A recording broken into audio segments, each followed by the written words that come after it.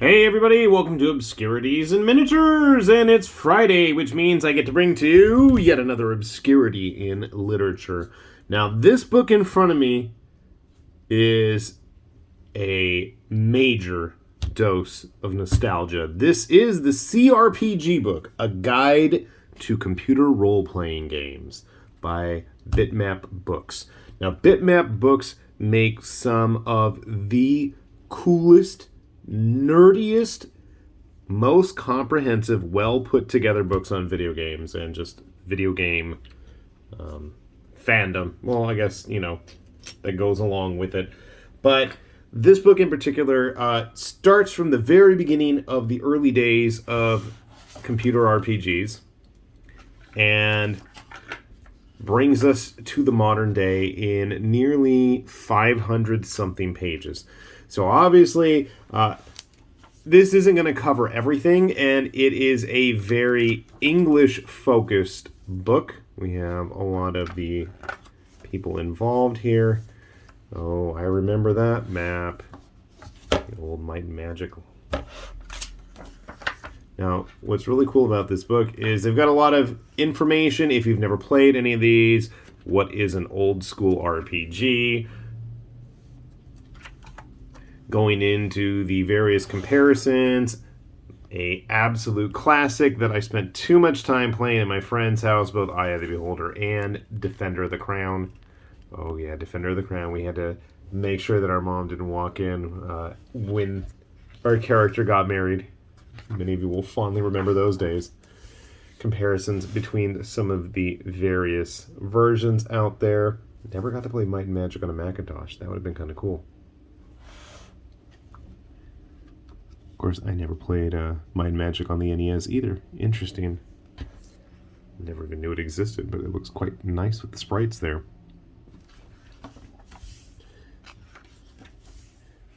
This is something that, if you grew up playing these games, you probably know all too familiar and all too well before the days of auto maps, when you had to literally map out Bard's Tale.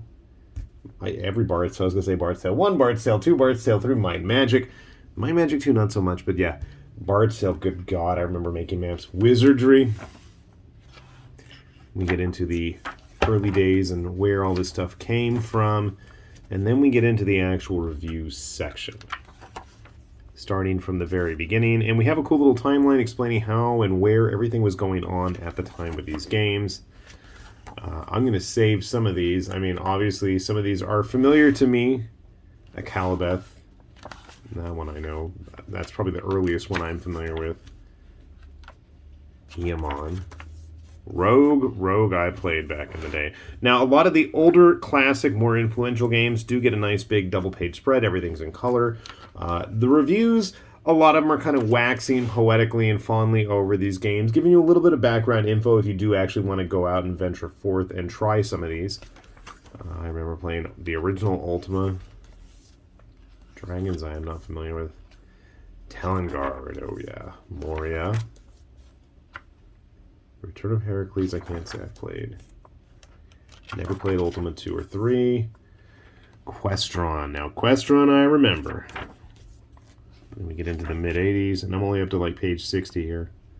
Wizard's Crown. I wonder if this has Archon. This is kind of fun because every time I go through this book, it's like I'm finding new series of games, new things I remember, things I'd forgotten. I played a lot of the Bard's Tale. All the different stupid magic spells you'd have to type in. Pooling the gold so you can pay to level up. I remember that. Never played Alternate Reality. Remember seeing Fantasy. Never got around to trying it out. Quest of the Avatar. Played that on the Nintendo and I was horrible at it. The original Might and Magic, played way too much. Looking for a certain game. Ease. So this is an interesting one because my first exposure to it was knowing that the PC version existed, but I was first introduced to it through the TurboGrafx CD. And the first time I played it was actually on the Apple IIgs, and I was blown away by the quality of it at the time. It really was kind of eye-opening to me, that opening title screen and the music. Good times. Of course, I've played it many times since. Now, this page in particular holds a game that is near and dear to me. Deathlord. Deathlord, good God. I don't think I ever beat it, and I don't know how many characters I made and all the freaking spells you'd have to learn. This game was very much set in ancient Japan, and it was a pain in the ass because they really didn't give you any clues as to what you had to do, and there were tons and tons of character classes. Here are all of the character types you can be. Yes, and I remember the manual was very in-depth with what all of these did. I don't even remember now. Yabanjin. Mahotsukai. Okay, I remember that one. The Shugenjas, I remember. Shukenja. Senshi, Kishi, and Yoshi. Some of these were all different. Samurai and Ryonin and Yakuza were the lock pickers, I remember. But yeah, I remember you would get a bunch of guys assembled up to run off and steal boats, and it was hard. It was a hard game. I absolutely adored it. And I think I played this probably before I ever even got a hold of the Oriental Adventures hardback for D&D. And I think that kind of really helped cement that love of samurai stuff. There was another game on the PC way later, and I remember it was kind of like Diablo, except you had 4 different samurai. There were like 8 samurai or something. Maybe 4, maybe 6. You had a team of 4 at a time you could take with you onto the screen. But there was like a whole team of them. I don't remember what it was called. Throne of Darkness. Throne of Darkness. I always thought that was like the spiritual successor to Deathlord. I loved Throne of Darkness too. NetHack. Oh yes. Fairy Tale Adventure. I always remember seeing ads for this one. Dungeon Master. Dungeon Master. You were a big eye-opener for me. The first time I played you was on the 2GS as well, and I had to have the hint book because it was so freaking hard. And I remember you had to go through the dungeon, and you would go to like the exhibits to choose your characters. And I remember there was like a lizard man. I always picked him. You had to have enough food. And I remember you had to have your party set up which directions they were facing and stuff. Throwing stuff through the grates and the fences. I remember doing that a lot. I always loved the paper doll. Hissa, there you are, my friend. That's not what we want. Let's get that zoomed in.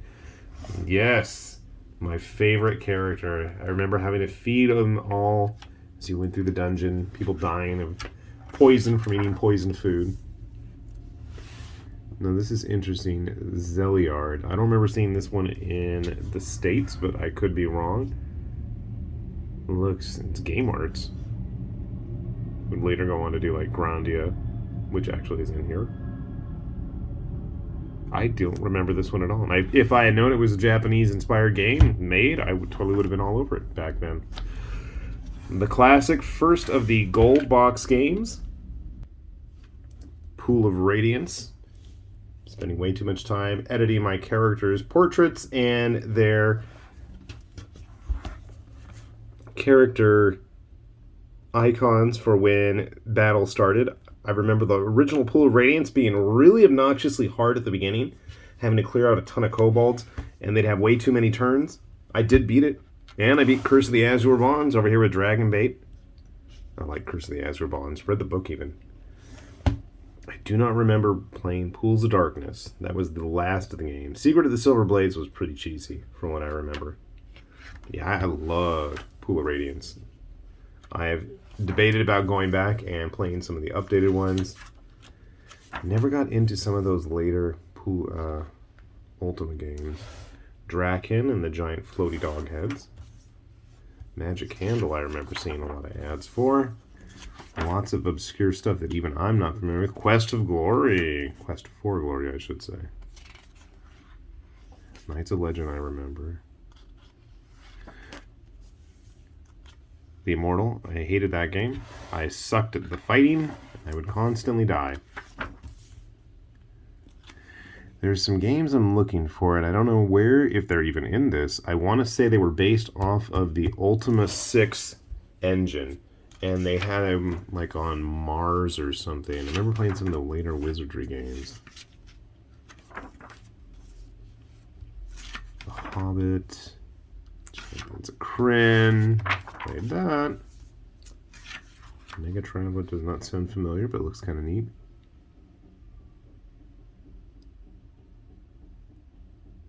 There was another computer RPG I remember in an old Dragon magazine that looked really cool. And it seemed like it played like XCOM, in that you had a team of space travelers with a ship. You'd have ship-to-ship combat. Okay, here's the one I was thinking of, World of Ultima, Savage Empire. I think there was a second one. Does it go into detail here about the later ones? This is the one that was like the Inner Earth, pulpy Indiana Jones type one, but I'm pretty sure they had one on Mars as well. Eye of the Beholder. I'm sure a lot of us played that back in the day. Cobra Mission. Arrowgate. I love the fact that I'm like barely a third into this book too. There's just so much. The various Might and Magic games, Bard's Tale Construction, Gateway to the Savage Frontier. That's the one you can like design your own, I think, if I remember. I don't remember anymore. Getting old. Ultima Underworld, remember playing those. Later Might and Magics. Later Ultima. I'm just like skipping pages now. Star Control, Darklands, Shadowlands. This doesn't even. Oh, of course, it's an Amiga game. Looks cool. I'm imagining at this point, as we're entering the mid 90s, we're starting to see some stuff from other area. Princess Maker 2. Huh, didn't even know that was in here. Trail at Krondor. Dark Sun. Shattered Lands I always wanted to play.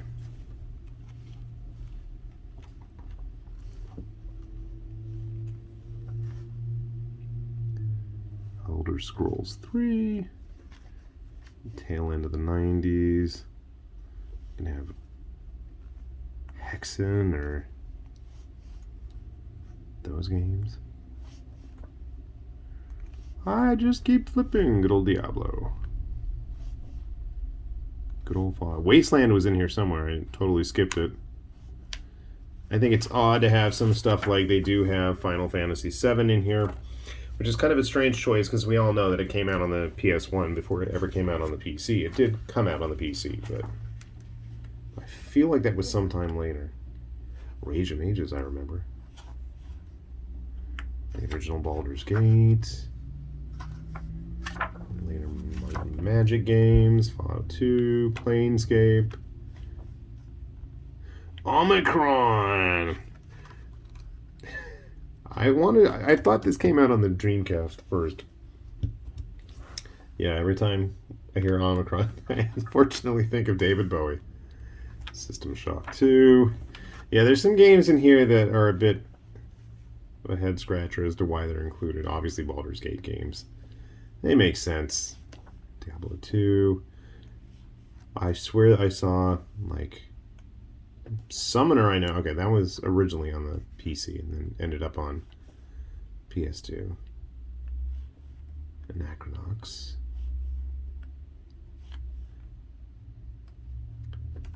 Pool of Radiance remake? I might have to go hunt that down. Divine Divinity.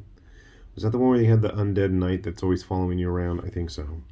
I like that one. Morrowind. Getting into mostly sequel territory at this point. Freedom Force was cool. And it had artwork by Tom Scioli. I like that. Dungeon Siege. I could not run this at home, but I could run this on my computer at school, and I did. And I beat it. And I enjoyed it. All those Gothic type games. Prince of Quinn. Sudeki. Never got a chance to play it. The Bard's Tale remake. Never played it. Wanted to. And then we get into the really modern stuff. Jade Empire. Fate. Titan Quest, Dwarf Fortress, Neverwinter, Dark Messiah, Stalker. Yeah, I don't know about anything from Idea Factory being included in here. This I just plain don't agree with, and I think most of their stuff I feel like came out on the consoles before it ever came out on the PC. The original Witcher game, I liked that. Dragon Song.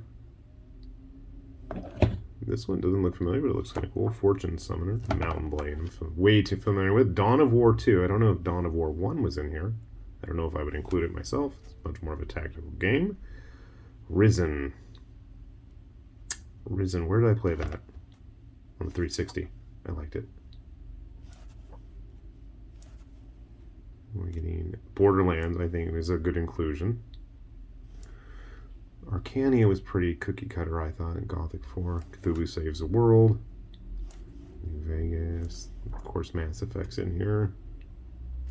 Dragon Age. Deus Ex. Diablo 3.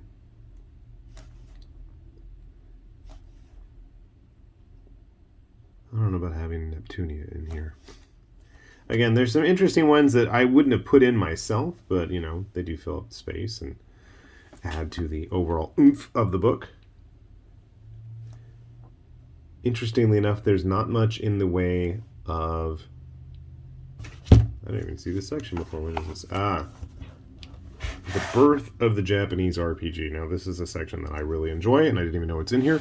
But interestingly enough, there is going to be a book coming, fan translations. Okay. Interesting. Now, this is interesting. Evo, Theory of Evolution. I loved Evo, The Search for Eden on the Super Nintendo, Super Famicom. Played it way too much. Interesting that some of this stuff's back here.